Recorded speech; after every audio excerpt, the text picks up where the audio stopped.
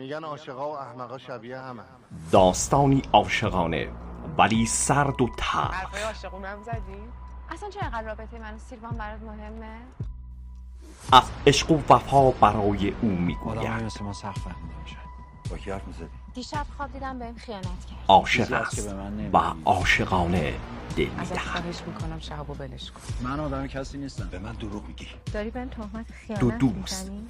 از رفاقت تا خیانت.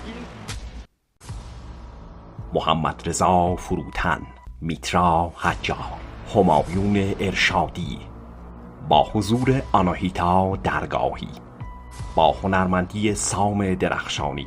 بابات من چقدر ازش گرفتی؟ دوست داشتنی که نتیجه نداشته باشه باید تموم بشه.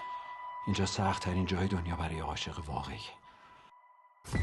نیلگون، کارگردان حسین سهیلی زاده، تهیه کننده ایرج محمدی، همکنون در سینماهای سراسر کشور.